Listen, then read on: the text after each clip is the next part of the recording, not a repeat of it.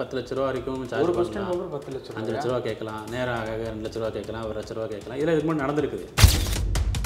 டிஎன்பிஎஸ்சியின் ஊழல் என்பது ஒரு சமூக சீர்கேட்டுக்கு வழிவகுக்கும். இன்றைக்கி வந்து பணம் கொடுத்தா தான் வேலை அப்படிங்கிற மாதிரி இன்றைக்கி ஒன்றும் இல்லை. இப்போது நான் நல்ல மதிப்பெண் எடுத்து நீ வெளியே அனுப்புகிறாங்க அப்படின்னா எனக்கு பதிலாக இன்னொருத்தர் வராது.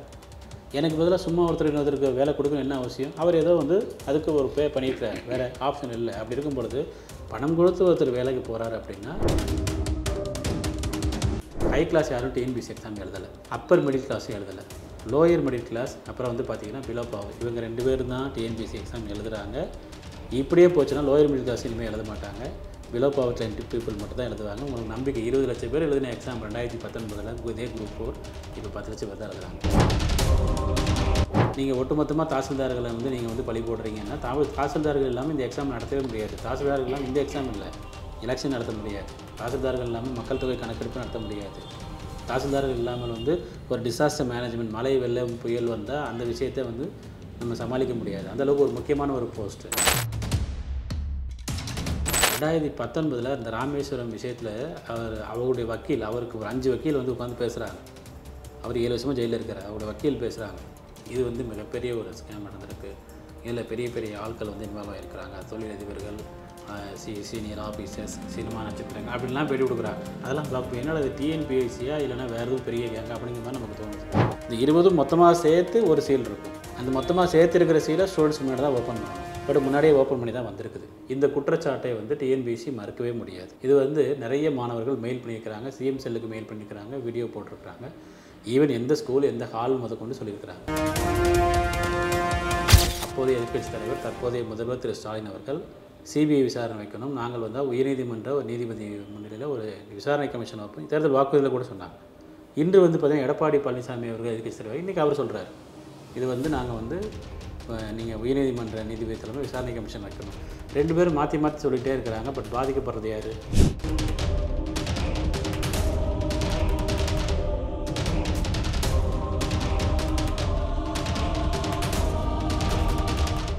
ரியல் ஒன் நேயர்களுக்கு வணக்கம். இன்று நம்மளுடைய நேர்காணலுக்கு போட்டித் தேர்வு பயிற்சியாளரான திரு நட்ராஜ் அவர்கள் இணைஞ்சிருக்காங்க. சார் வணக்கம். வணக்கம். வணக்கம் சார். வணக்கம் சார். சார், இப்போது டிஎன்பிஎஸ்சியில் ஸ்கேம் நடந்துக்கிட்டு இருக்கிறதா பல தகவல்கள் வந்து வெளியாகுது. நீங்களே வந்து அது குறித்து வந்து சில நேர்காணல்லாம் வந்து பேசியிருந்தீங்க. இன்றைக்கி செய்தியில் வந்திருக்கக்கூடிய ஒரு நியூஸ்லேருந்து அதை வந்து நான் ஸ்டார்ட் பண்ணலான்னு நினைக்கிறேன். அதை நான் இப்போ படித்து காட்டுறேன். தேர்வுகள் முடிந்ததும் விடைத்தாள்கள் சேகரிக்கப்பட்டு ட்ரங்க் பெட்டியில் வைத்து சீல் செய்யப்படும். சாதாரண அட்டை பெட்டியில் விடைத்தாள்கள் கொண்டு வரப்படாது. விடைத்தாள்கள் தவிர்த்து மற்ற தேர்வு தொடர்பான ஆவணங்கள் மட்டுமே அட்டை பெட்டியில் வைத்து அனுப்பப்படும். அட்டை பெட்டியில் ஆவணங்கள் பிரிக்கப்பட்ட நிகழ்வு எங்கே நடைபெற்றது என்பதை குறித்து விசாரணை நடைபெறும். இது தற்போது நடைபெற்றது தானா அல்லது ஏற்கனவே நடைபெற்றதா என்பது குறித்து விசாரணை செய்யப்படும். குரூப் 4 விடைப்பெட்டிகள் பிரிக்கப்பட்டதாக செய்தி வெளியான நிலையில் டிஎன்பிஎஸ்சி தலைவர் பிரபாகர் விளக்கம் அப்படின்ட்டு வந்து ஒரு நியூஸ் வந்திருக்கு. இதை பற்றி நீங்கள் உங்களுடைய கருத்தை பகிர்ந்துக்குங்க. இல்லை, அதாவது அந்த அட்டைப்பெட்டியில் இருக்கிறது விடைத்தாள் இல்லைங்கிறத அவர் சொல்கிறாரு. விடைத்தாள் இல்லை என்றால் அது என்ன ஆவணம்? ஒன்று. இன்னொன்று வந்து பார்த்திங்க அப்படின்னா உங்களுக்கு பாதுகாப்பற்ற முறையில் இந்த தேர்வு நடந்திருக்கிறது. ஒன்று வினாத்தாள், இன்னொன்று விடைத்தாள். வினாத்தாள் வந்து ப்ரைவேட் பஸ்ஸில் கொண்டு போனாங்கன்னு சொல்லி எக்ஸாமுக்கு முந்தின நாள் ஒரு பெரிய ஒரு நியூஸ் வந்து ஸ்ப்ரெட் ஆச்சு. அப்புறம் விடைத்தாள் சம்மந்தமாக இது விடைத்தாள் இல்லை ஆவணம் என்று அவர் மறுத்திருக்கிறார். ஒரு எக்ஸாமுக்கு ரொம்ப முக்கியமானது கொஸ்டின் அண்ட் ஆன்சர் சீட்டு. இந்த ரெண்டுலேயுமே இந்தளவு பாதுகாப்பற்ற முறையில் இருந்திருக்கிறாங்க அப்படின்னா எக்ஸாம் ஹாலில் என்னென்ன பாதுகாப்பற்ற முறைகள் நடந்திருக்கிறது, வேல்யூஷன் பண்ணும்பொழுது என்னென்ன பாதுகாப்பற்ற முறைகள் வந்து இவங்க ஃபாலோ பண்ண போகிறாங்க, நிறைய விஷயங்கள் இருக்குது. எக்ஸாம் ஹாலில் 9:30 மணிக்கு எக்ஸாமினேஷனுக்கு வந்து பார்த்திங்க அப்படின்னா ஸ்டார்ட் பண்ணுறதுக்குன்னா 9:15 இன்விஜிலேட்டர் வந்துடுவாங்க. இன்விஜிலேட்டர் வந்து அந்த ஹாலில் 20 பேர் இருக்கிறாங்கன்னா அந்த 20 பேர் முன்னாடி தான் கொஸ்டின் புக்லெட்டை ஓப்பன் பண்ண அந்த பண்டில் அங்கே 2 பேர் சைன் வாங்குவாங்க, உங்கள் முன்னாடி தான் ஓப்பன் பண்ணணும்னு சொல்லி. இந்த நடைமுறை நிறைய இடங்களில் இந்த சமயம் ஃபாலோ பண்ணலை. இது பெரிய ஆச்சரியத்தை நமக்கு வந்து கொடுத்துருக்கு. ஒருத்தர் 2 பேர் குற்றம் சொன்னால் பரவாயில்ல, நிறைய ஸ்கூல்ஸ் திருநெல்வேலி ஆரம்பித்து கன்னியாகுமரியிலேருந்து நம்ம சென்னை வரைக்கும் கோயம்புத்தூர், ஈரோடு, நாமக்கல், திருவண்ணாமலை நிறைய ஸ்டூடெண்ட்ஸ் மெயில் பண்ணியிருக்கிறாங்க, ஈவன் வீடியோவே போட்டிருக்கிறாங்க. இதற்கு என்ன பதில் சொல்ல போகிறாங்க? கொஸ்டின் பேப்பர் வந்து 9 ஹாலுக்கு பிரித்து மாணவர் கையில் வந்து பார்த்திங்கன்னா மாணவர் முன்னிலையில் தான் அதை ஓப்பன் பண்ணணும். அந்த நடைமுறையை இங்கே ஃபாலோ பண்ணலையே. அப்போ இது பிரித்த பண்டல்லேருந்து கொஸ்டின் கொடுக்குறாங்கன்னு சொல்கிறாங்க. 20 பேர் இருக்கிறாங்கன்னா அவங்க முன்னாடி தான் வந்து பார்த்திங்கன்னா இந்த 20 பேருக்கு உண்டான ஆன்சர் 20 பேருடைய கொஸ்டின் புக்கிலட்டும் ஒவ்வொன்றும் ஈச் அண்ட் இண்டிவிஜுவல் சீல் பண்ணியிருக்கும். இந்த 20 மொத்தமாக சேர்த்து ஒரு சீல் இருக்கும். அந்த மொத்தமாக சேர்த்து இருக்கிற சீலை ஸ்டூடெண்ட்ஸ் முன்னாடி தான் ஓப்பன் பண்ணணும். பட் முன்னாடியே ஓப்பன் பண்ணி தான் வந்திருக்குது. இந்த குற்றச்சாட்டை வந்து டிஎன்பிஎஸ்சி மறுக்கவே முடியாது. இது வந்து நிறைய மாணவர்கள் மெயில் பண்ணியிருக்கிறாங்க, சிஎம் செல்லுக்கு மெயில் பண்ணியிருக்கிறாங்க, வீடியோ போட்டிருக்கிறாங்க, ஈவன் எந்த ஸ்கூல் எந்த ஹால் முதற்கொண்டு சொல்லியிருக்கிறாங்க. இதுக்கு டிஎன்பிஎஸ்சி வந்து என்ன பதில் சொல்ல போகிறாங்க? அப்போது 9 ஹாலுக்கு ஓப்பன் பண்ணனா 9 மணிக்கு ஓப்பன் பண்ணிங்களா, 8 மணிக்கு ஓப்பன் பண்ணிங்களா, இல்லைனா முந்தின நாள் அரசு அதாவது தனியார் பேருந்தில் போகும்போதே ஓப்பன் பண்ணி தான் போச்சா? தனியார் பேருந்தில் வந்து அலோவ் பண்ணவே கூடாது. இப்போ டிஎன்பிஎஸ்சியில் வந்து படிக்கிறதுக்கு கிட்டத்தட்ட 1 வருஷம் 2 வருஷம்லாம் படிக்கிறாங்க. 10 வருடங்கள் படித்தா 10 வருஷம் கூட படிக்கிறாங்க. அதான் அதுக்கு கணக்கே இல்லைன்னு வச்சுக்கோங்களேன். இப்போ நீங்கள் சொல்கிற டைமிங் படி நாள் இல்லை 8 மணி இந்த டைமிங்குள்ளே கொடுத்தா அந்த கொஸ்டின் பேப்பரை படித்து இப்போ எக்ஸாமுக்கு ப்ரிப்பேர் ஆகிட்டு வந்துட முடியுமா? கொஸ்டின் ரொம்ப டஃப்பு.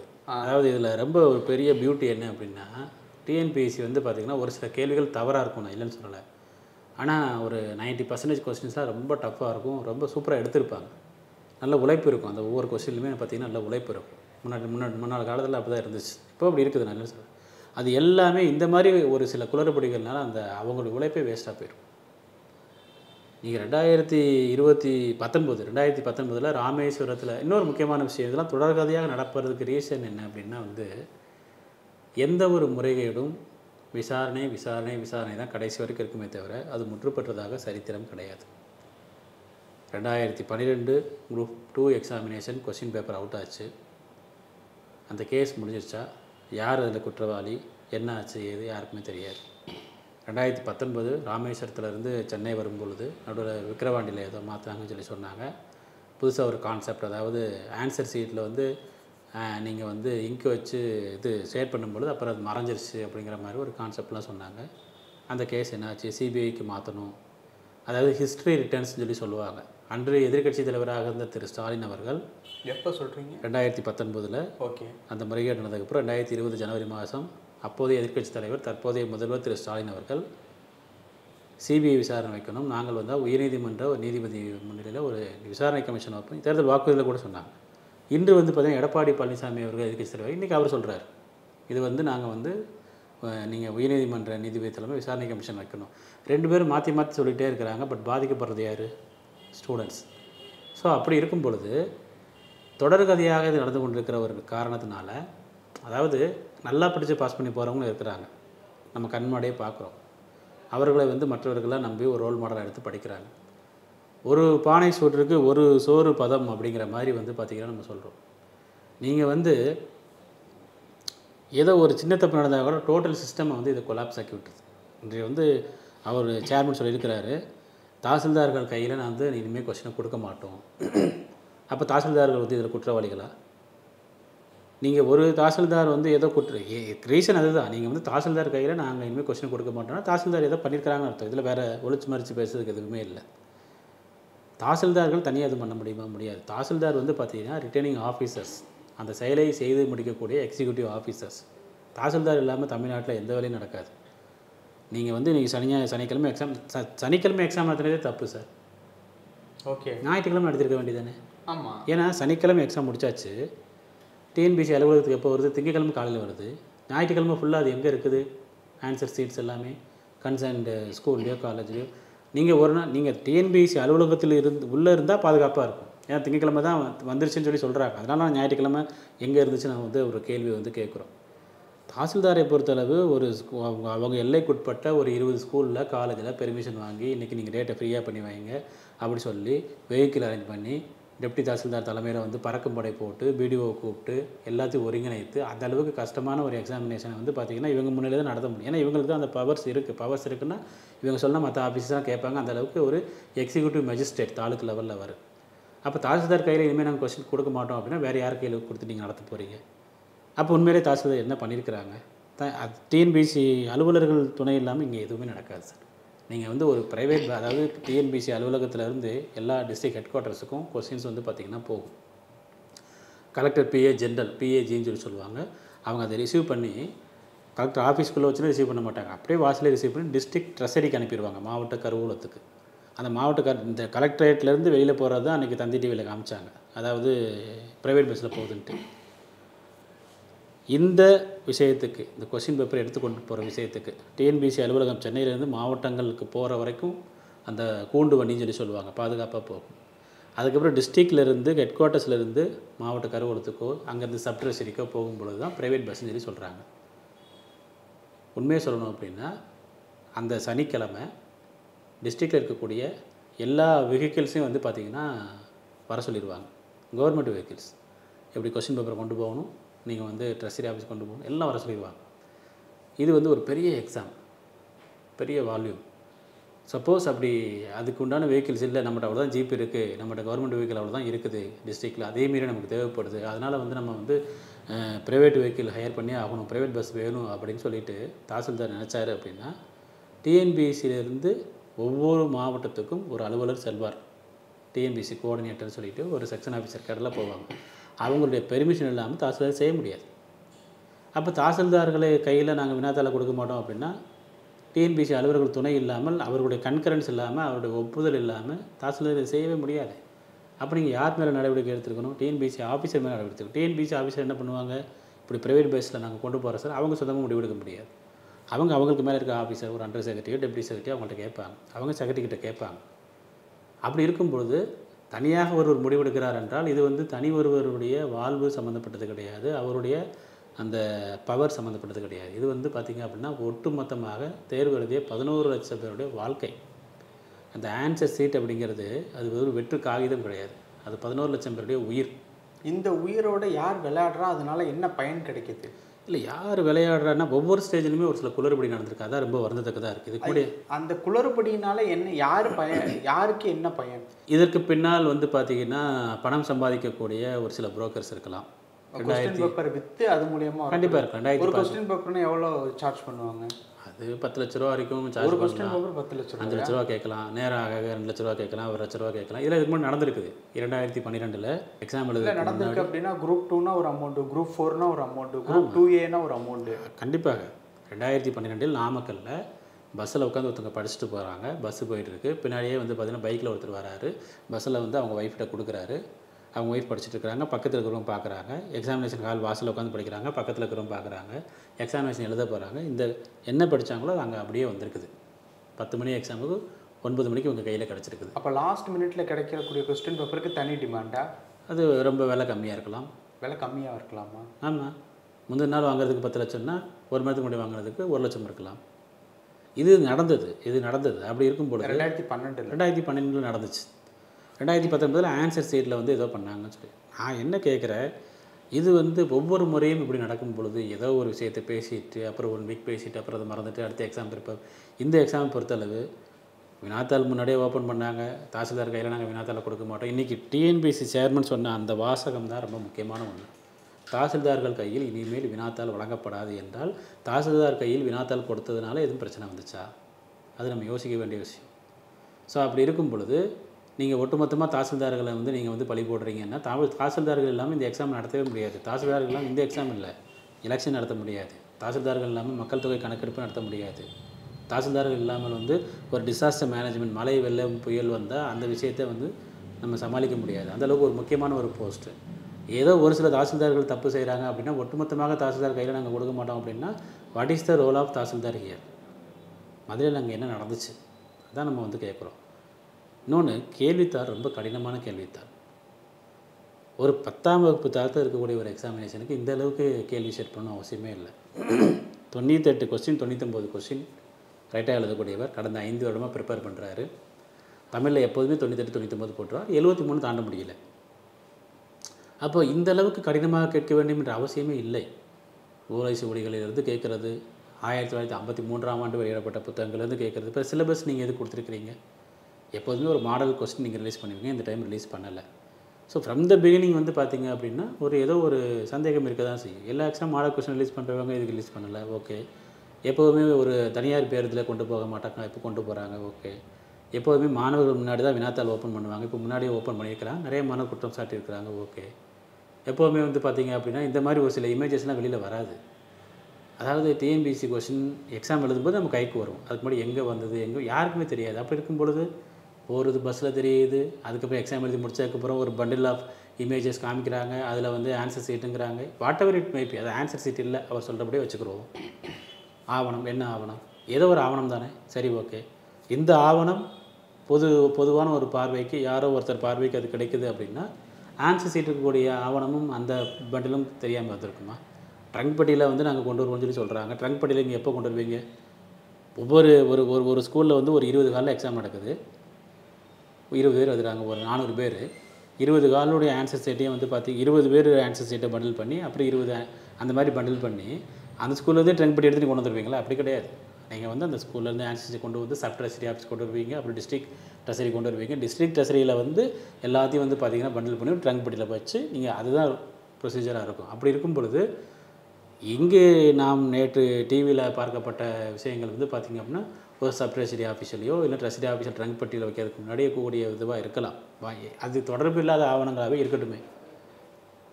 ஏன் சீல் பண்ணுறீங்க? பாதி இது 1-2 பாக்ஸ் சீல் பண்ணாமல் இருந்துச்சு. சீல் பண்ணியிருந்தது உடச்சிருந்துச்சு. மற்றது எல்லாமே சீல் பண்ணியிருந்துச்சு. அப்போ நான் என்ன கேட்குறேன், தொடர்பில்லாத ஆவணங்கள் அதை வச்சு ஒன்றும் செய்ய போகிறது கிடையாது, ஏன் சீல் பண்ணுறீங்க?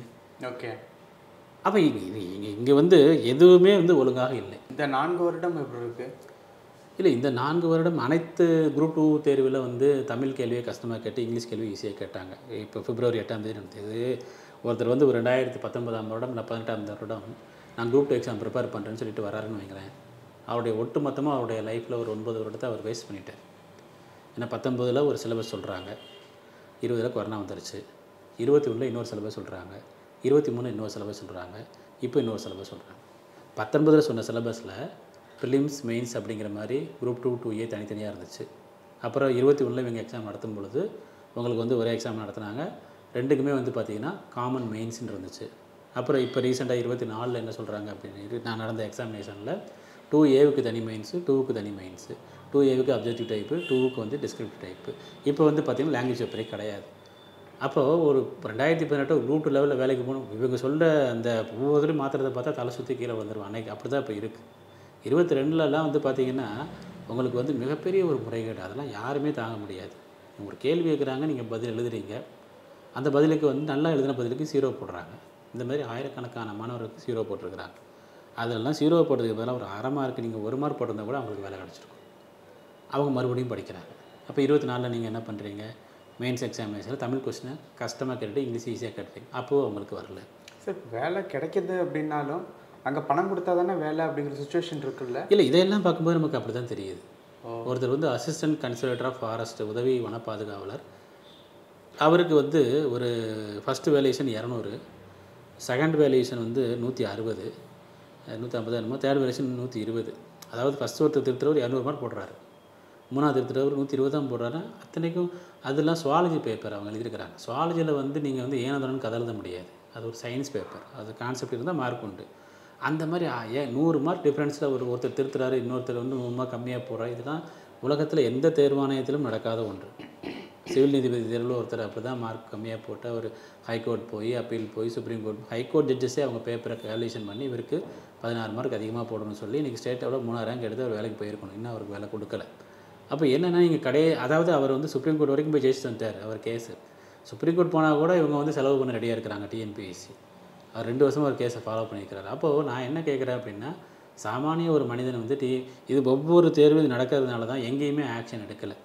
ஆக்ஷன் எடுத்திருந்தாங்க அப்படின்னா கண்டிப்பாக இது ஒரு இடத்துல ஸ்டாப் ஆகிருக்கும்.